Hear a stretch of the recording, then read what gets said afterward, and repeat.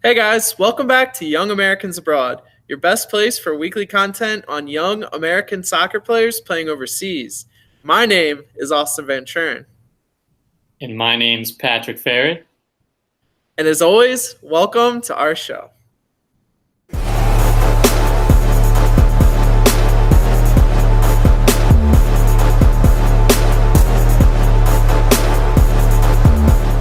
So guys, we're back with another season review video, and today we're going to be reviewing all the players that play in UK, or all our YAAs that play in UK. So that would be anyone who plays in England or Scotland. And Pat, we got some a mixed bag of performances, I should say, for the year. That's right, Austin. We've had, it was Timo time for a certain point, as well as some other players that were vying for spots in the Premier League and were also close and missed out, as well as players that have been involved with their club's relegation. So up and down for the YAAs in the UK, Austin. That's right. And like I said, this is video 2 of our season review videos. So if you liked our Germany video last week, make sure to give it a like and comment below if you want to see more of these as we go throughout the summer. And let us know what players you want to see discussed in future videos. So yeah, Pat, what do you say? I think it's time for us to get into this episode. All right, guys, so to start off our episode here, we're going to talk about one of our most exciting YAAs, Austin, and that is a 19-year-old attacker that goes by Timo Weah, in other words, Tim Weah, if you guys didn't know. And so he actually started, we're going to recap his season, which started with PSG, and in July and August, Austin, he was involved in the game against Monaco, which is the Trophée des Champions, which is essentially the winner of the French Cup versus the winner of the league. And PSG won that game 4-0. And Timo actually played the full 90 there and scored. So that's exciting to see, make an impact right away. I believe they were resting Mbappe and some other players there, but it was really exciting to see him, assimilate himself with the first team with PSG and make an impact right away. Yeah, that was when we thought, maybe there's a chance he'd play with PSG all season. He got off to a great start. So I remember being very excited about that. Yeah, that's right, Austin. You and I both, everyone, the whole soccer community is hyped. And I just want to mention, too, because he, for his Ligue 1 debut, came on the last 10 minutes and again scored in his second goal, his consecutive game there for PSG's first team, where it was kind of that ball that I think the goalie held a little too long for Kane. And Tim Weah just hustled and pretty much took the ball off the goalie as he tried to pass it, sort of similar to a Benzema Karius or, some other blunders that goalkeepers have had. And Tim just hustled there and put the ball in the back of the net. So he was very excited about that, and all seemed pretty good, like you were mentioning there. In the second game, Austin, in the league, he started and played the first 45, and they were down and was not having a great half, subbed off at half, and in came Mbappe, which is, a pretty solid young player as well. Right. Yeah. A little more than that. But, a little more than that, yeah. A little more than that. But Mbappe made an impact right away, scored, and they kind of came back and won. And that was, unfortunately, the rest of the time we saw Tim Weah really start and feature for PSG's first team. So that was a little unfortunate, Austin. Yeah, and it was at that point I think they bought Eric Choupo-Moting right before the end of the transfer window. So when we saw that was, very disappointing. Didn't really make much sense, especially since Tim came on and, like you said, in that Ligue 1 game, scored. And I guess he scored in the Champions too. So, making a big impact to start the season, you'd think maybe he'd be given a chance. But no, they ended up purchasing the player from relegated Stoke, which was, a very big head scratcher that later came up bit them in the butt. Yeah. Eric had that horrible own goal. So brutal, Austin, and especially at the time for Tim, that must have been kind of a tough situation because I know he was like, I'm really going to work with Tuchel and really assimilate himself in the team and get himself involved. And he seemed very eager and anxious. And like we were saying before, just all this hype was built up and just carrying that momentum from the youth tournaments, and it just seemed like his time was really coming. And so it was kind of a little bit of a reality check, I guess you could say, and I think a very smart move for the second half of the season where he ended up with a Celtic giant, or the Scottish giant Celtic, in the first tier there, they ended up winning the league. So that's, a team that competed. I think they started in the Champions League and dropped to the Europa League. So Weah was able to feature there. But just want to run through some stats for you, Austin, for his time in the SPL. So he made 11 appearances there, and 3 of them were starts. And 8, the rest of those were substitute appearances. And right when he kind of came on, he actually scored in his first game, which was really exciting. And, he was known for celebrating with the fans passionately and really. That's right, yeah. Yeah, so he kind of coined that nickname Timo, which we covered, Austin. So that was kind of great to see him get off to such a hot start. Yeah, it was, he's good at making good first impressions. So I guess that's a good attribute to have in your career. But yeah, it was, Brendan Rodgers was the coach that kind of brought him in the winter and had a plan for him. He was getting consistent playing time up until, I guess, Brendan Rodgers left. So, yeah, that's right, Austin. Was pretty good at Celtic, at least at the beginning.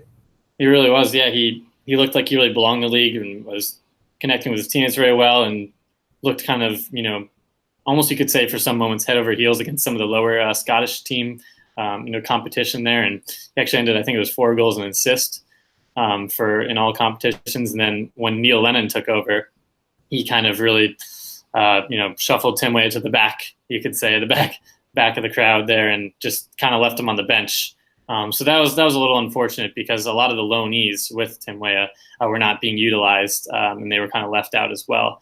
So, that was, again, a tough situation in terms of club because he does have the talent. And, it just kind of went from there where he made a few substitute appearances and, Celtic, ended up winning the league. But I think he actually, correct me if I'm wrong, I think he left early. I think they were still in one of the other cup finals or towards that just to get ready for the U20s.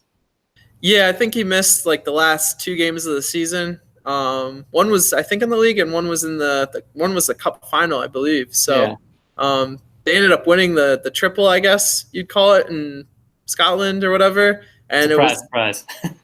Yeah, it was. I forget what the record was. It was the 8th time in a row they've won the league or something. It was just something crazy. So, Celtic continued their dominance, and hey, Tim Weah was able to play at least a little part in it this year. So that was kind of cool.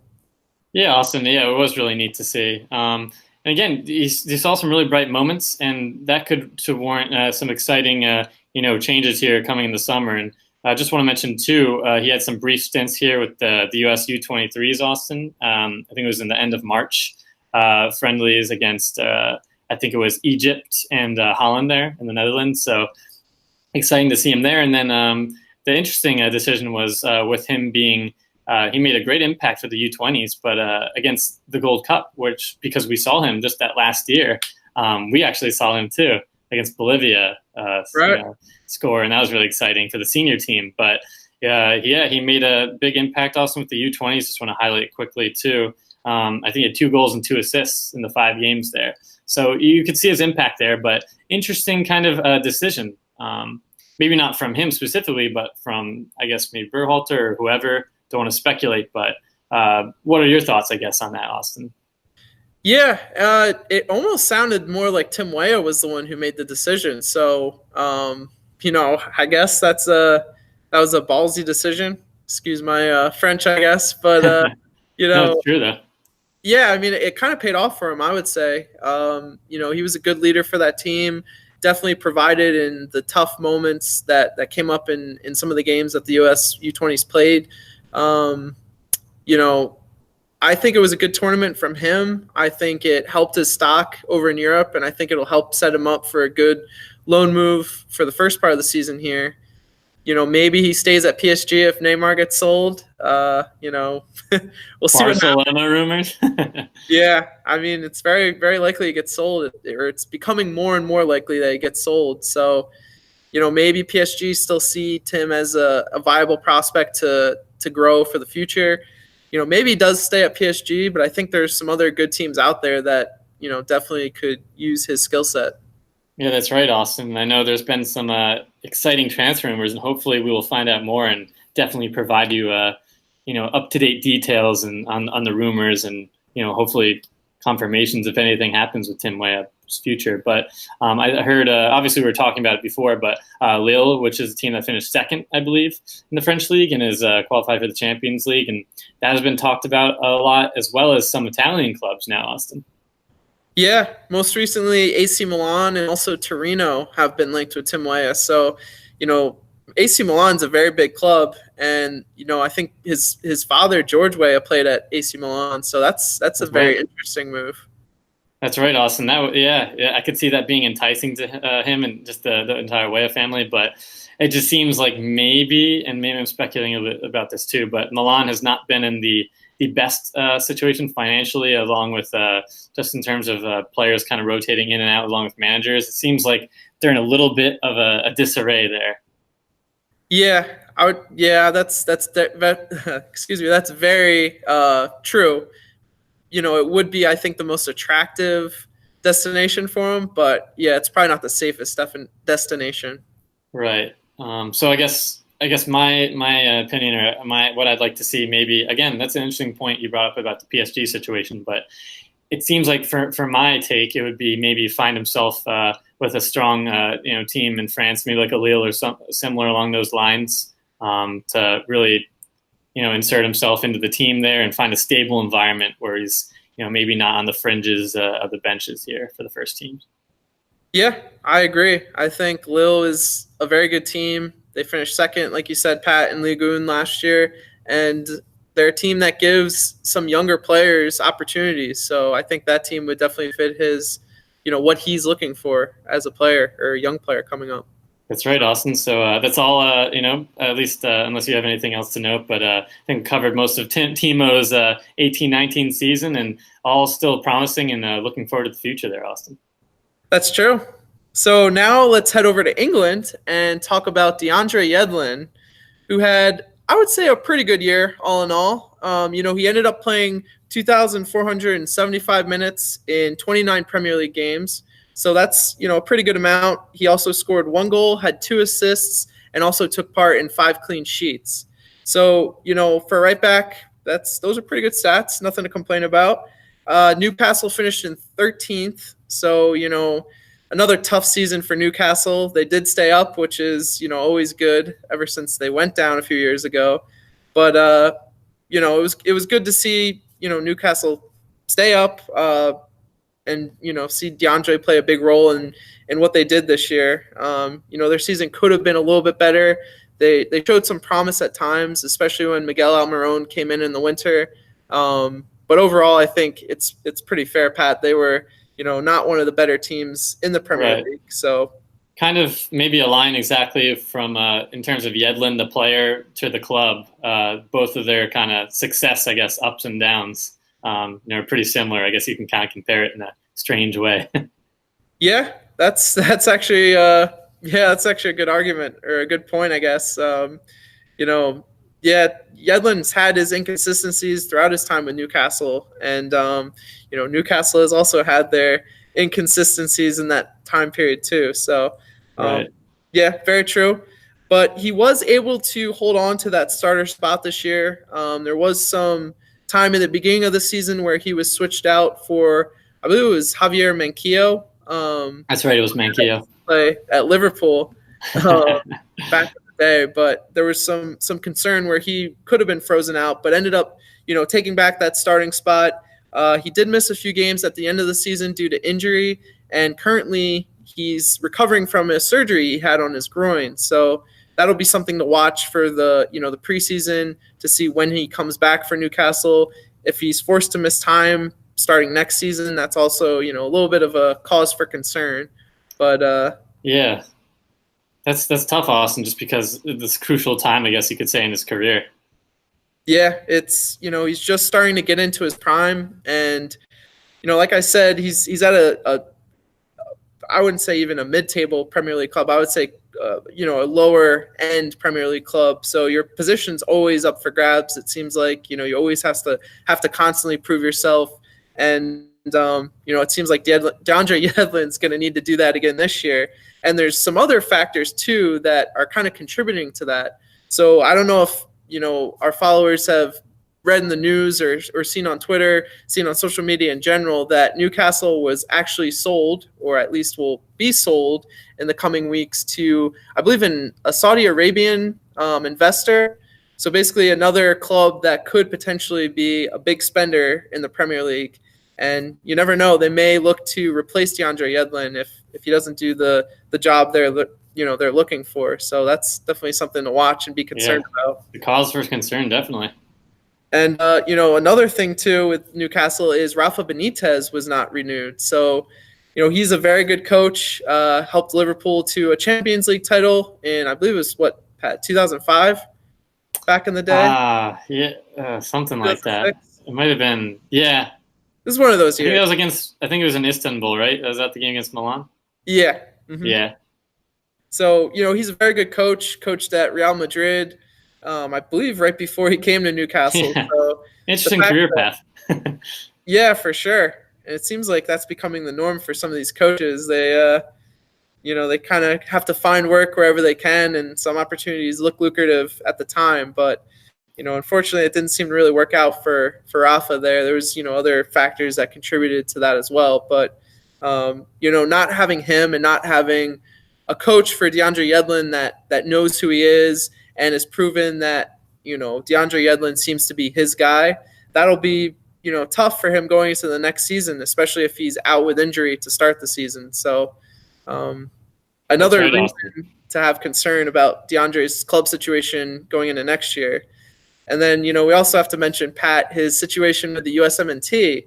So it looks like Greg Berhalter is playing, and he's kind of moved away from it at this Gold Cup, but you got to think I guess when we start to play some of these better teams, he'll try to go back to that system. And, the system is where the right back tucks inside into the central midfield. Where we unfortunately could see maybe Tyler Adams playing that. Yeah, that's his guy.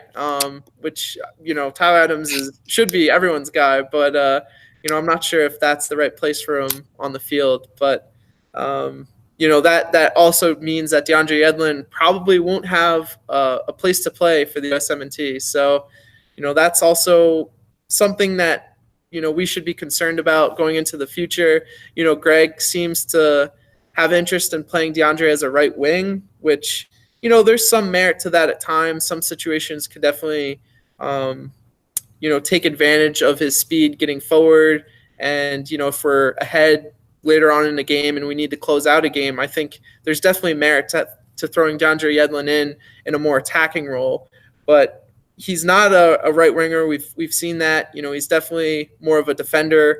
He just doesn't really have the ball skills that are needed to go down and attack, top quality teams down the right wing. So right. I'm a little concerned, Pat. I'm not going to lie, going into 2019 and 2020 to see where, DeAndre Yedlin, where his career goes. It's kind of, I wouldn't say coming to a crossroads just yet, but there's definitely, you could see that his career could come to a crossroads here over the next season. That's right, Austin. And when you put it in perspective quickly, too, I want to mention, just from hindsight, from Seattle to, making an impact, from the World Cup way back when we were in it. And just kind of seeing that to obviously, having some moves there, Tottenham not playing, but then kind of reviving himself. And eventually, from Sunderland, but finding himself in the end at Newcastle and really rebuilding, getting that spot back. He has taken some good steps and some, I guess you could say, a few steps back, but also some really positive steps forward. And yeah, like you said, it'll just kind of be interesting to see where it goes, because he could be a player that, not to sound awful, but almost quickly forgotten, or people kind of jump him. There's a lot of young players gunning for a spot, as well as like you said, with the money coming with Newcastle, there's quality coming in from everywhere. Yeah, it's a great point to make. We're all getting excited about players like Serginho Dest, Reggie Cannon, Julian Araujo, even, that we're almost forgetting that we have right back in his prime, who's playing in one of the best leagues in the world, if not the best league. So yeah, good point.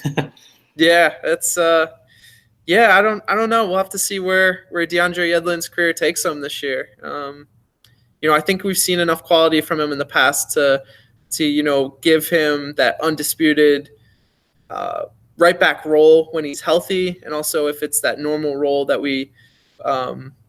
that I guess we've seen recently for the U.S. So yeah, it's all up to what Greg Berhalter wants to do with his system. So he's kind of at the mercy of that, unfortunately. Tough to say. Unfortunately. But yeah, so now let's go over to, where are we going, Pat? Yeah, we're taking just a step down, Austin, in England to the championship for one of our, I guess you could also say an exciting, promising midfielder, and that's Duane Holmes. So yeah, another player that was signed from Scunthorpe, which we covered a while back in 2018, and now found himself with Derby County. And for this first full season in 18-19 with Frank Lampard at the helm, just want to, I guess, highlight he played in a total of 32 games, Austin, in all competitions across the championship, as well as the EFL Cup, FA Cup, things like that. But just to kind of recap, which is interesting about his playing time, the first part of the season, the first half in the fall of 2018, he really didn't even feature at all, whether that's not even being on the bench at all. Especially from that transfer, which is kind of a little concerning, but seems like he really put his head down, worked really hard and impressed the manager enough with his, quick skills and dynamism and athleticism to, merit himself onto the bench. And eventually for that second half of 2019, Austin, he made that big chunk, and that's where he got most of his starts and appearances there. He really thrived, and once he kind of solidified himself in that starting lineup, never really looked back and kept Derby County right up until the end, where they unfortunately lost to Aston Villa in the champion playoff final, which would get you into the Premier League. And he was injured for that, which we want to mention too. But for the most part, Austin, 2019 has been Duane Holmes' year. Yeah, it's been really cool to see him break out for Derby this year. And we even saw it in those friendlies where he played right before the Gold Cup. He was kind of only the only bright spot in those friendlies. So yeah, it's just been an incredible journey for him this year, going from a player that we didn't really know much about and not expecting much from him to now being a player we're really excited to see in 2019 and 2020. Yeah, exactly, Austin. Absolutely incredible, especially you could see the praise from Lampard, who no longer will be the manager. But it seems like, as well as just from Twitter reactions and game footage and highlights we were able to check out. Duane just seems like he had that grit that you need in the championship. Although one of the flaws you could say was some of the highlights I saw, he was being bodied off the ball a little bit in terms of shielding and things like that, being bossed around a little bit in the midfield. But he also, Austin, made up for that with just his quick pace and, just his athleticism, like I mentioned before, where he's able to shift around really quick, make some shifty moves and little cuts and step overs, things like that, as well as just taking people one-on-one, and that ability to not have that fear to do that and, make an impact. Just not so long ago playing in League One is really impressive, especially for a team with the top of the championship, like we mentioned, and in a league that's pretty cutthroat when you think about all the games and all the teams that are in that league. Just to see his, kind of, again, like I said, his pace and technical ability and those combinations that we really could see for the national team, maybe coming in and supporting Pulisic, or again, you're someone in that midfield to add that, I guess, off the bench, maybe that kind of extra energy. Yeah, that spark and that creativity. He's a very creative player too. So, let's hope we see more of him on the field. I've liked what I've seen so far of him, and obviously it sucks that he's not going to get promoted to the Premier League next year, but maybe that's a blessing in disguise, because now he can actually hone his game a little bit. He won't have, or we think he won't have, Frank Lampard as his manager next year, which was kind of a manager who put a lot of faith in him. So let's hope that doesn't change his club situation. But that's right. Yeah, I think he's shown he's a quality player. So whoever comes in as manager should see that as well. Absolutely, Austin. Just seems like the sky's the limit for him. And I think he's only 24, coming on 25. So he still has some time. And yeah, like you said, again, I think, the best course is to just, hone his craft at Derby and really become a strong top-tier championship player. And maybe they make another push at it. But like you said, just want to quickly note that maybe if this kind of rapid jump to the Prem, they would have bought some more players with all this, TV revenue and all that money coming in. And that maybe could have pushed Duane to the back. Again, all speculation, but, really great things from Duane. And I think there's so much potential. Unfortunately, with the injuries for the Gold Cup, he's not here at the tournament, but I think he's really got a bright future making, maybe not being that key focal point or that starter, but I think he really does have a good future for club and country. Yeah, I couldn't agree more. That's right, Austin. I know, again, we're kind of staying in the championship here for one of our defenders. Why would we want to leave? Might as well stay, right? Yeah, that's right. Set up camp for a little bit. So the next player we want to talk about is Matt Miazga, who ended up in the championship, didn't start the year there, but he ended up playing 2,430 minutes in, I believe, 27 games over in Lynden Gooch, the Ligue de Coupe, and also the championship. So, obviously he started the season at Nantes. It did not go so well, Pat. That did not go very well at all. Yeah, it did not go well at all. And he got exiled, it seemed like. So, things weren't working out too well. The winter came, and he basically bailed on Nantes, kind of in the night. Didn't really tell them much. And, it ended up working out well for him. Nantes did cancel his loan, and he ended up going to Reading, which was a team struggling to avoid relegation, Pat, and they really needed some help at the back. Yeah, and Austin, I remember we were talking off camera, but some of those incredible statistics you were mentioning, just from when Miazga came and to really highlight his impact, that was really impressive, and I think you guys will be very intrigued by these stats as well. Yeah, so looking at his season or half season at Reading, what really jumped out was the amount of clearances he had per game. So he averaged around 7.2 clearances per game, which was best for fourth among players in the championship who played more than 15 games. So that's a pretty impressive stat. That's what you're supposed to be doing as a center back, is clearing the ball. So, that just showed kind of his dominance at the back for Reading. And, he also was a player that likes to pass, and we've seen that in his USMNT performances. And he played the second most amount of passes on the team per game. So that was around 50.2 passes per game. And some of these were long balls over the top. I believe he attempted like 3.6 long balls per game, or at least accurate long balls per game.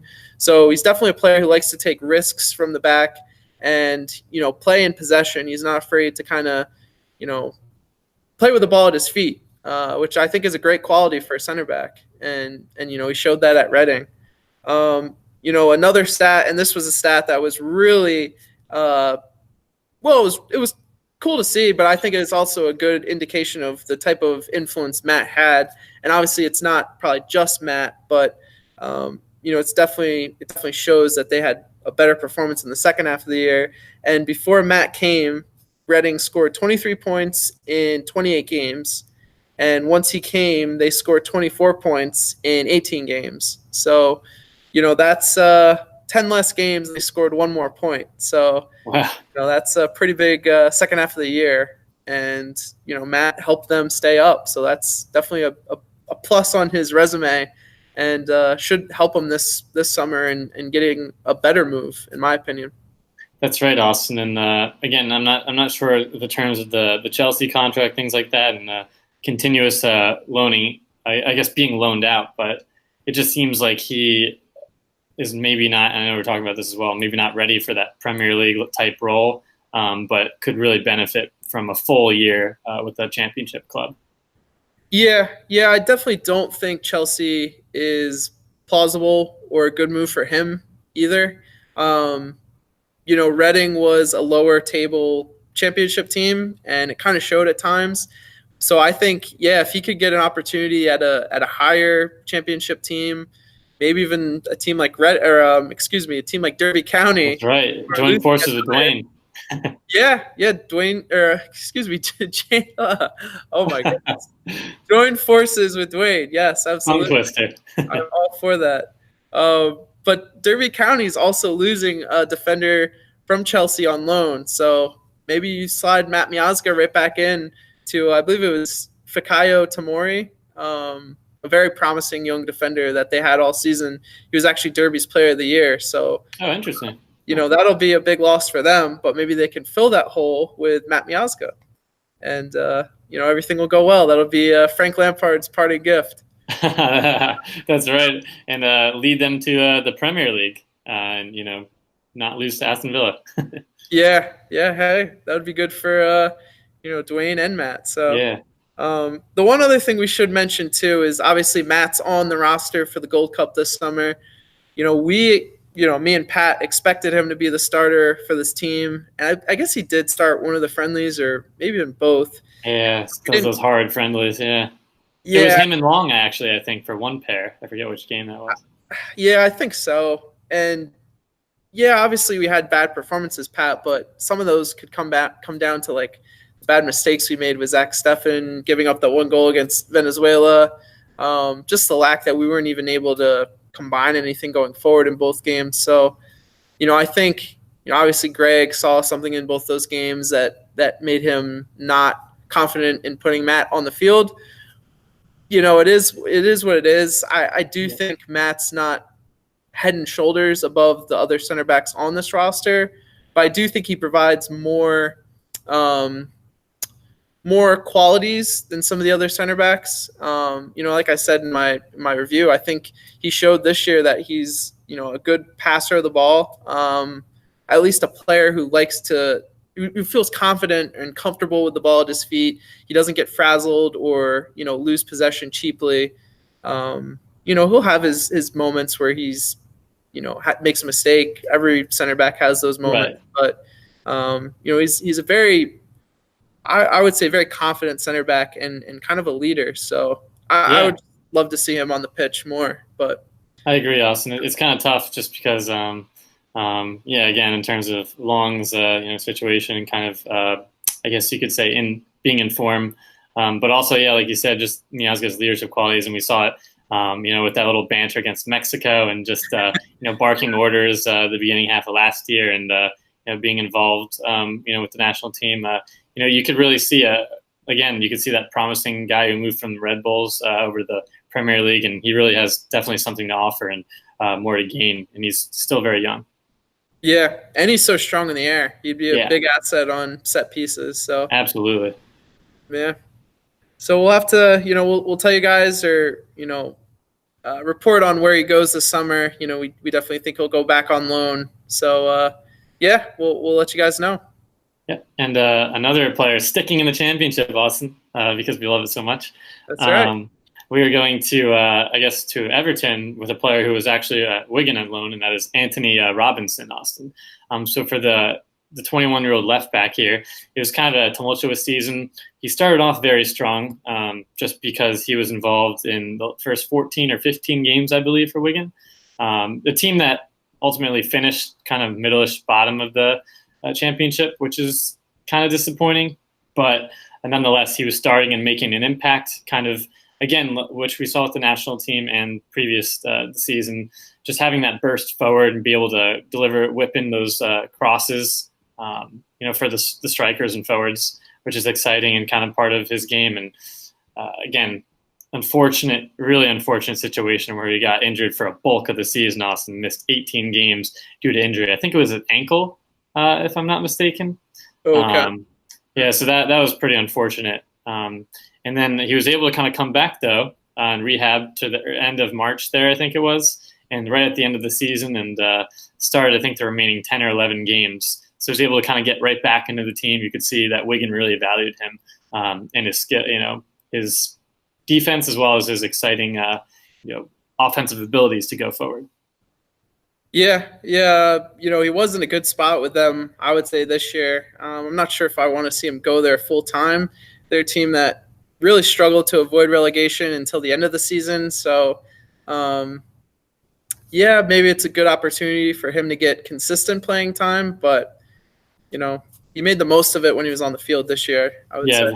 That's right, Austin. It's tough. And just want to mention that for Everton, it seems like he's kind of finding that room to get on the team harder and harder with Luca having a great season, as well as Leighton Baines saying he's going to come back for another year and be that kind of understudy there. So that really does not leave him with many options, at least for Everton. And like you said, maybe going to a team that's a little higher than Wigan, although they seem to be very interested in him, along with Brentford.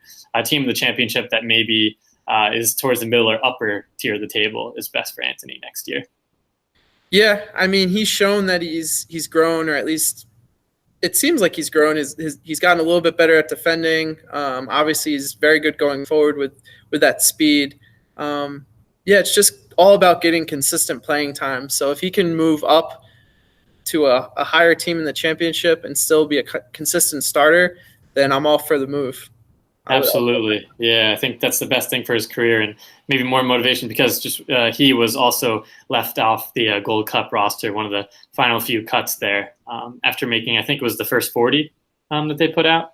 Right. And I think he played in the Jamaica friendly, at least. Yes, he did. I think he actually played midfield as well. I think he was a left mid for that game, which is interesting. Oh, okay. When I was looking it up. So that, again, not the best friendly to be involved in. And I think another player that we could use as a great left back and still has really good potential. I don't know if he'll be a Premier League world class left back, but he could certainly play for a strong Championship team. Yeah, you just got to get a little bit more consistent, but it comes with time. So exactly, Austin. Yeah, so let's stay again in the Championship. That's right. To Carter-Vickers, who all in all had a very good season for Swansea City. So he ended up playing 2,472 minutes in 33 games in the Championship and FA Cup. That was pretty good. He was involved in 7 clean sheets for Swansea and really became a lock starter for them by the end of the season.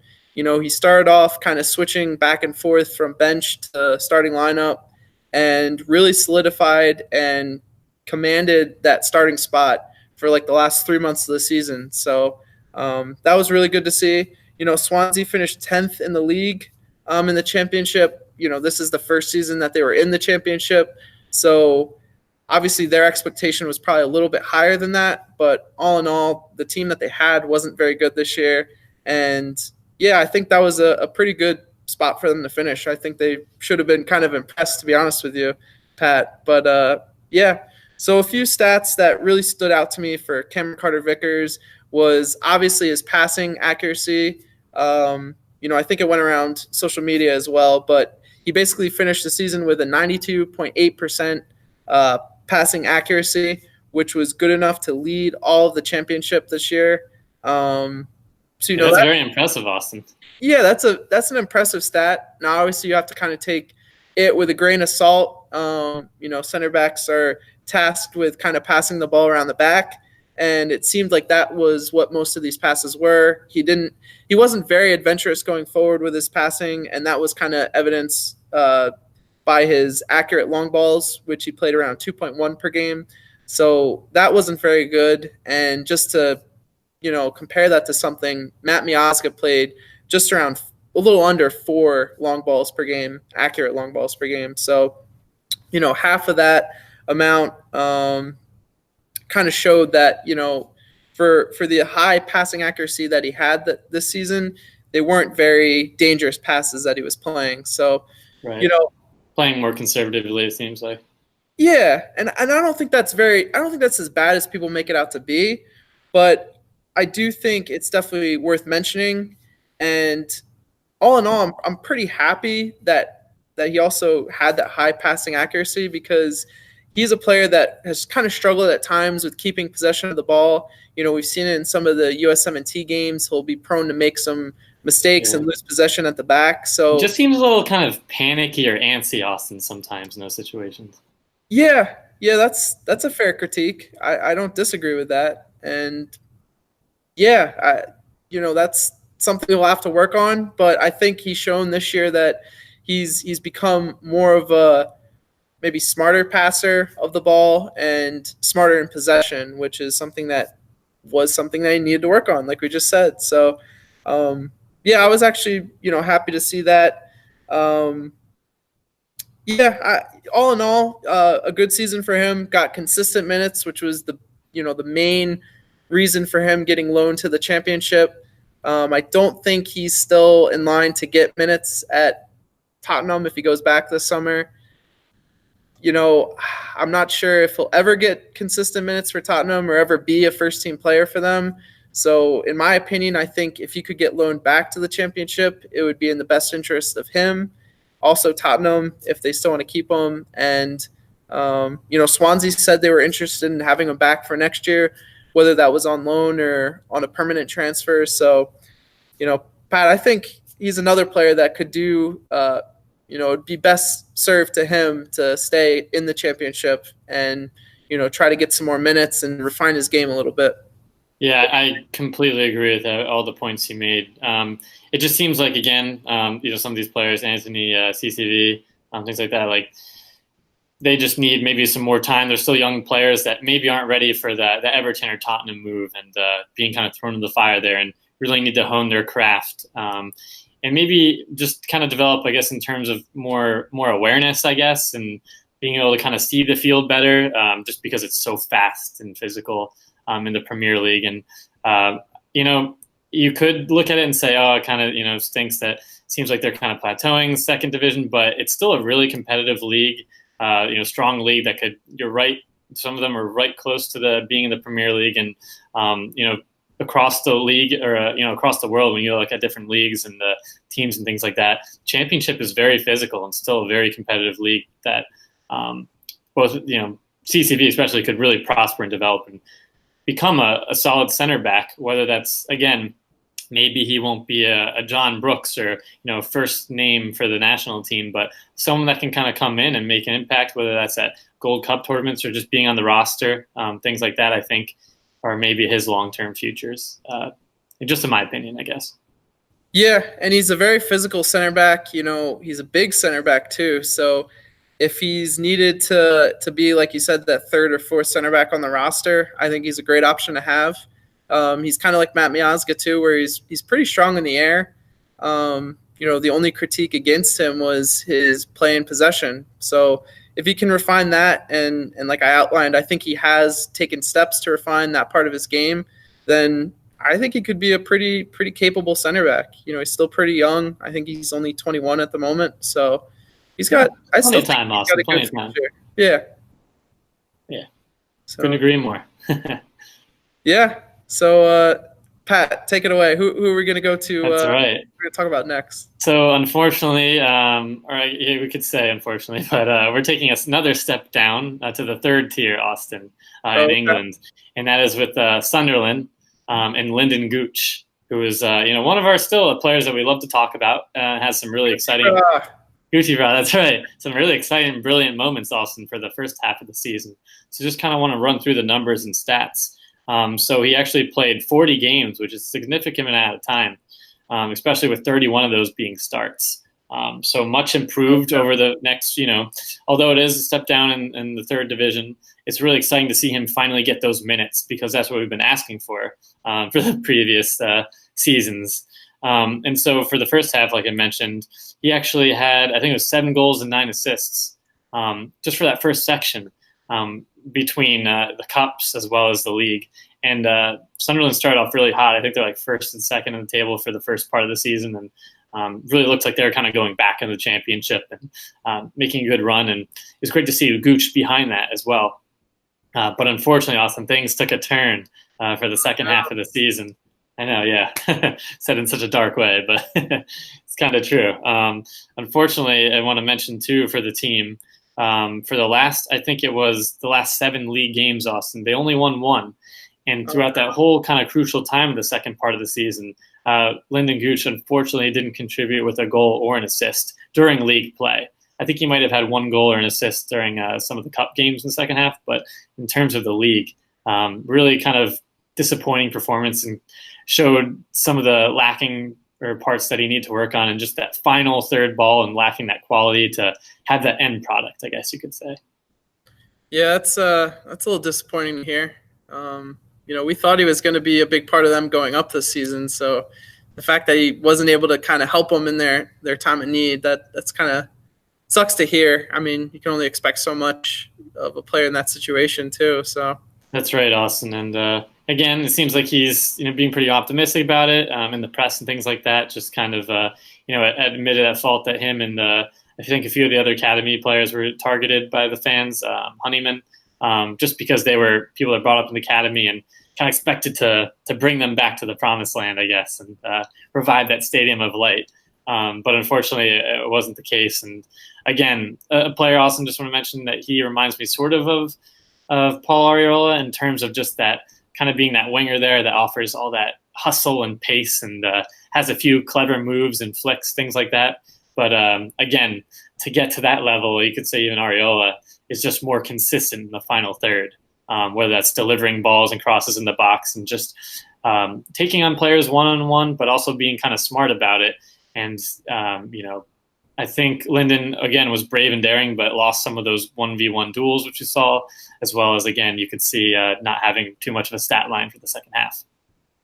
Yeah, and it'll be tough to see what happens to him, whether he stays at Sunderland for yet another season in League One, or if he tries to, move somewhere else and potentially come back to MLS. Yeah, that's another case, Austin, because his stock is kind of, I guess, not really on the rise, kind of right in the middle there because of the poor form in the second half of the season. And he's 23, coming on 24, and kind of right into the prime soon. And this is kind of do or die for him in terms of his career. So, again, future, I think he would, if he can push Sunderland and stay there for another year and get in the championship, maybe that's a good sign. I just don't see his stock being very high right now, unless, like you said, maybe move back to the MLS or things like that. Yeah, we'll have to see what happens. That's right. Yeah, we'll report back. Report back, and again, kind of shifting gears, Austin, to a midfielder that we have kind of had some good times and some bad times with. Yeah, and I would say another midfielder that kind of disappointed this year, and that would be Emerson Hyndman. So Emerson started off the season going on loan to Hibernian in the Scottish Premier League and ended up playing a little shy of or a little more actually than 1,000 minutes in it was like 20 games, 19 games in the SPL. He only scored 1 goal in his time at Hibernian, but he did play a lot of games. He was a sub for most of his appearances. So, definitely not the most encouraging loan move for him, Pat, and that was kind of something we were disappointed to see. Yeah, I completely agree, Austin, just because just even starting from the fringes of Bournemouth and hearing Eddie Howe and some the staff just really excited about him, and then kind of dipping here and there, and never seems like he could really put it together, I guess, and put that final product to the end there. Seems like he does have some skills and craftiness to him and good in possession style, but really needs to work on some of those flaws to be a really consistent first team player in a good league. Yeah, he is a crafty midfielder when he has the ball. It's just the problem of when he doesn't have the ball. He's not the best defender. He's a little small, undersized. So, definitely almost takes away. Yeah, it's almost similar to the type of issues I guess we've started to see with Alex Mendez, but I don't want to rag on him too much. But Emerson is, in my opinion, Pat, in need of a move. He came back in the winter. Spent the spring with Bournemouth, only made 1 appearance for Bournemouth off the bench for 37 minutes in a Premier League game. So, it was cool to see him get into a Premier League game, but he didn't play very well in that game. And, Bournemouth finished in 14th this year, and he only played in 1 game for them. So, Pat, I think it might be time for him to move on, and it might be time to kind of close his career, close the chapter on his career abroad. I don't know what you think. Yeah, I'm in agreement with you, Austin. It seems like maybe the MLS is the right move to kind of go back. I know we mentioned this too, maybe FC Dallas, things like that, but just kind of go back and reignite, I guess, his career, because he left with a lot of promise and, trying himself in Europe, which you can't blame a kid for really trying to make it big in one of the best leagues in the world. But I think, like you said, time to go home, I think. Yeah, and FC Dallas was a good team to mention too, because that was his team when he was a youth player, and their team that's playing very well right now with Luchi Gonzalez, have a lot of good young players that have gotten opportunities under him. and it seems like Carlos Gruzzero, will be going to Augsburg, who was one of their designated players, a player who was a big part of their team, or was a big player for them since he was a designated player, and also a midfielder as well. So maybe this would be a good time to see Emerson go back to FC Dallas and fill that void that'll probably be there once Carlos leaves. Yeah, that's a good point, Austin. I think again that would just make a lot of sense from the way we're looking at it in terms of his career move and just being a pivotal part of in terms of his age and things like that he could still have a really solid MLS career. Yeah, I'm not sure about his USMNT career, but I think he just needs to get into a position where he's comfortable and confident and finds a team that really trusts him and sees the good qualities he possesses and kind of, finds a place for him in their team that will allow him to, show off those good qualities in games and kind of be the best version of himself that he can be. Absolutely. So. Because, like you mentioned too, just the mentality and things probably taking a toll, being loaned here and there, and kind of maybe hearing these promises of him being, an impactful Bournemouth player, that can take a toll on a player. Maybe, like you said, a nice mental rejuvenation if he went to the MLS. Yeah, I'd be all for that. So, that's all I really have on Emerson at the moment. Like for all these other players, we'll have to see what the summer holds for him. So I guess now, Pat, we'll go and talk about one of his former teammates, and who would that be? That's right, Austin. And we're talking about a player for Fulham here, and that is Luca de la Torre. So he, Austin, is a 21-year-old right midfield. And so, again, kind of you could say a disappointing season for him, just in terms of being involved with the preseason team, the first team, but then kind of dropping back, and most of his time was spent with the U23s, where he started 8 games and subbed on and won during the Premier League 2 time there.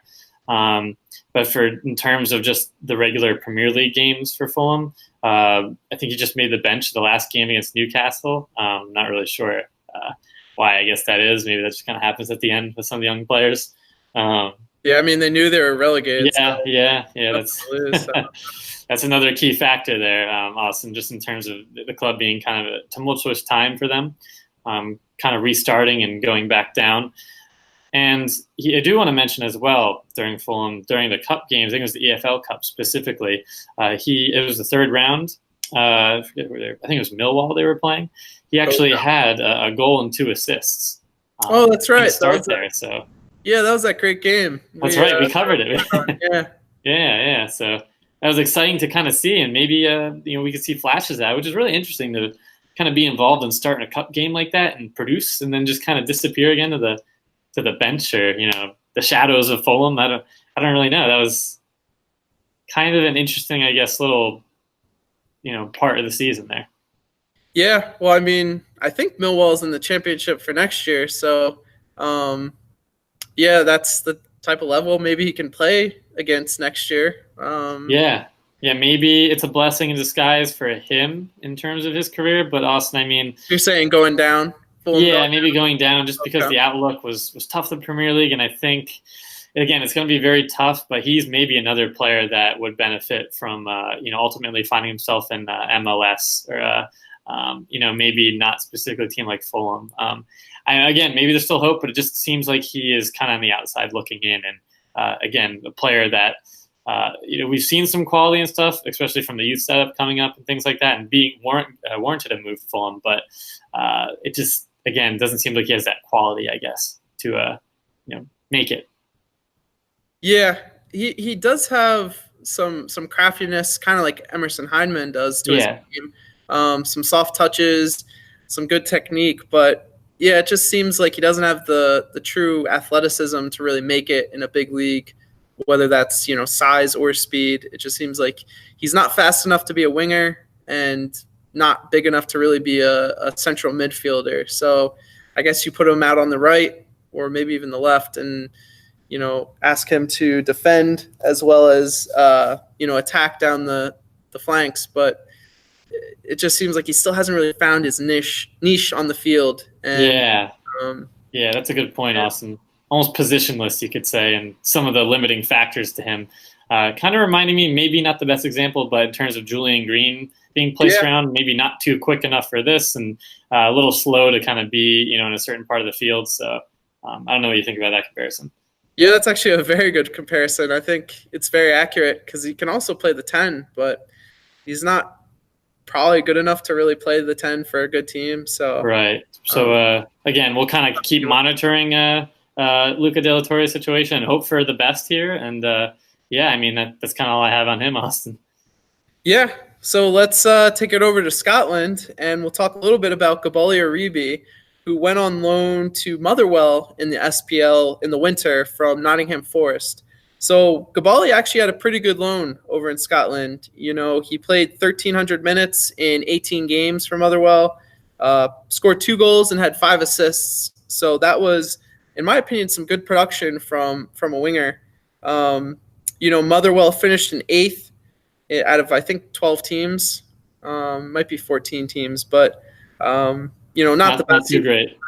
But they did stay up, in the first division over there. So that's good. And I think he put on a pretty good, had a pretty good season, became kind of a pivotal player for them, had a lot of minutes. He was a sub at times and was also a starter for a lot of games. So I don't think there was, I can't say he was a consistent starter, but at the same time, he did consistently get minutes. So that was good to see. But, right now he's 24. He's going to be going back to Nottingham Forest, who's a team in the championship, one of the better teams in the championship as well. So will there be time for him to get on the field this upcoming season? I'm not really sure. The loan was good, but I don't think it was really good enough to really cement himself into the first team plans there at Nottingham. Maybe if he has a good preseason and can kind of work his way into the fold there, kind of like Duane Holmes did last year, that would be, the best thing for him, or the best way to kind of to get game time there. But, I think his next move should probably be another loan, maybe this time to a lower championship team, kind of like a Bolton maybe. A team that kind of needs some attacking flair down the side, because he's a player who's got a lot of pace, has some skill moves, but just isn't a super consistent player at the moment, like most young players aren't. So, maybe another loan back to Scotland to a bigger team, or, maybe go to MLS and see what you can do in a completely different environment and kind of, become a player that rallies around that American heritage. He's a dual nat American English player. So, maybe he tries to take advantage of those roots and, comes to MLS. I don't think it's a horrible decision if he did that. Yeah, again, I think that's a pretty decent option as well. And maybe in a perfect world or ideal situation, because Nottingham Forest, like you said, is a pretty solid championship club. If he can make it there and kind of be a starter and impact player, I think he'd kind of be maybe on the radar for the U.S., at least on the fringes. But it does kind of seem like that's a very difficult task at this point, and just kind of take it season by season or kind of step by step. And like you said, find himself maybe in a lower championship club to hone his skills and crafts there, and make sure he kind of gets rid of those mental mistakes there and giveaways and turnovers. Yeah, I couldn't say it any better. So another player we'll have to monitor, and hopefully we see him get more minutes in the future. That's right, Austin. And now we're gonna switch gears to one of our IMG faithful here that made the move to Aston Villa, and that is our boy Indiana Vassilev. He is an exciting 18-year-old Austin left wing. He also played right wing for a club that actually just got promoted to the Premier League. So congrats to Aston Villa. At the expense of Derby County and Duane, but all good signs looking up for a player in the kind of youth set up there. And just to kind of mention Austin, he spent a good amount of his times with the U18s initially. Had I think 13 appearances altogether with I think it was 3 goals and an assist. So he's kind of a player that has a lot of flair to his game and can make an impact on the score sheet there and make good stat lines. But what is also exciting about his development is his kind of switch maybe a few months in to Aston Villa's U18 season, being recognized and brought up to the under 23 level, where I think he featured in 8 games, and 5 of those were starts. And one of them specifically being in one of the Premier League playoff games, Premier League 2 playoff games, excuse me. So just being able to kind of make that jump right to the U23s is pretty impressive feat for a club that has a lot of history. And granted, they were dropped down, but brought themselves up, and a player that maybe we could ultimately see having a good future here. Yeah, I remember seeing that during the season that he started playing with their U23 team, and that's the best youth setup in England, the U23s. That's obviously Germany, it's a little different, where the U19s in some cases are given priority over the U23s, but in England the U23 teams are the better teams to be playing for. So that's definitely something to take note of and show that Indiana's really starting to progress there at Aston Villa. He's another player who's eligible for the upcoming U20 cycle, and I think he's going to be a big part of that cycle. There's a lot of good midfielders again in this upcoming cycle.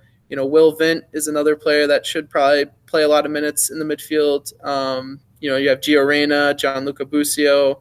There's got to be a few more that I'm, failing to mention too. So a lot of quality there. Taylor Booth. Yeah, a lot of quality. So, I think Indiana is going to be right in that group, though. Just from some of the highlights we've seen, he's a very gritty player.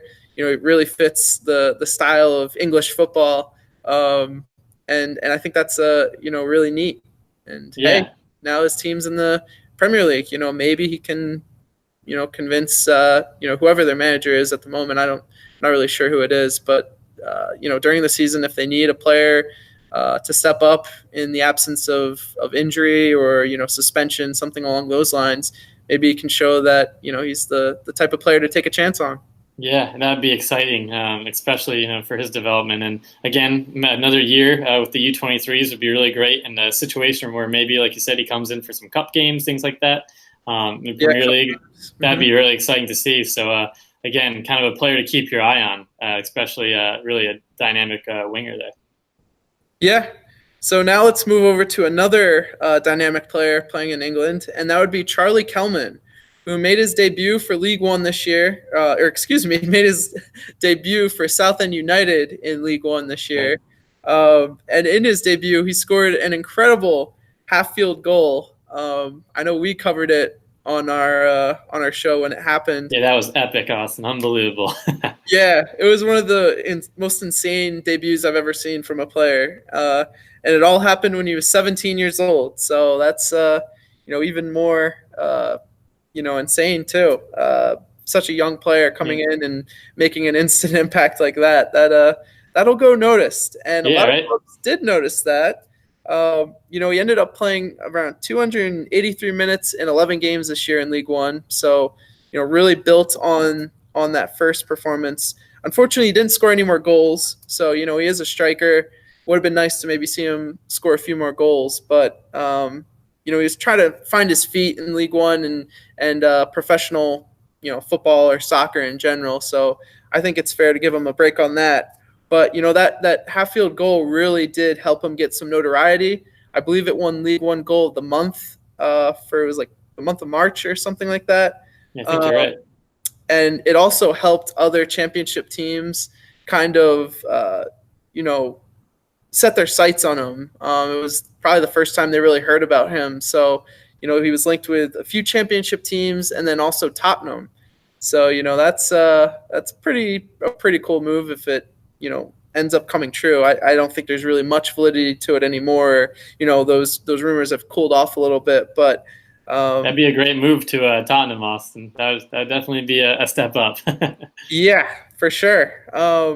Southend United, Pat, finished in 19th in League One this year. So not the best team to really be at. Obviously it's giving him an opportunity to get on the field, and, maybe they'll be a lot better next year. And hopefully Charlie can get a lot of minutes for them next year. But honestly, Pat, I'd kind of like to see them sell him to one of those, top tier teams, even if it means he plays in the academy for one of those teams.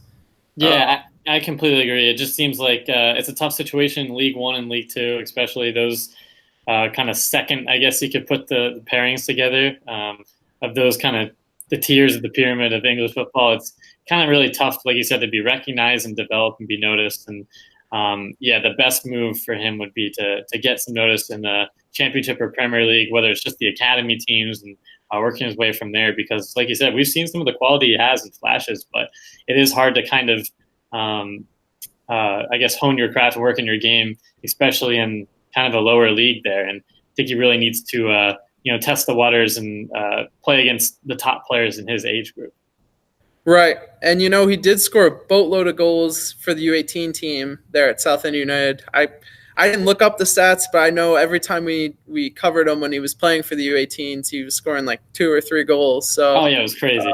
He's definitely shown that he's kind of above his own, age group level, or at least the age group and league he can play in. So, I think it's definitely time for him to play professional soccer, and League One and South End United will give him that opportunity, it seems like. But I almost want to see him in a more professional environment, or, a more rigorous, better just in general environment, more demanding environment, maybe is what I'm looking for. So, that's all for Charlie. He's definitely a player that could also be a part of this next upcoming U20 cycle. So, we're going to keep doing our best to, encourage you to keep playing for us, Charlie. Obviously you have your English heritage to also take into consideration, but, we're hoping to see you more in the red, white, and blue in the future. That's right. This is a recruitment video for you, Charlie. So if you're watching. That's right. It's one of our big ones that we're excited about. So. But yeah, Austin, again, shifting kind of gears over to Scotland now for the youth setup for Celtic. We have an exciting, dynamic striker that goes by the name of Cameron Harper here, who actually played for the U18s, and had kind of an exciting season, I guess you could say, altogether. Just in terms of his stat line for the U18s, he actually led with 16 goals scored, which is really impressive because wow. Austin, that's quite a lot of goals, and being with Celtics U18s, that's pretty quality there.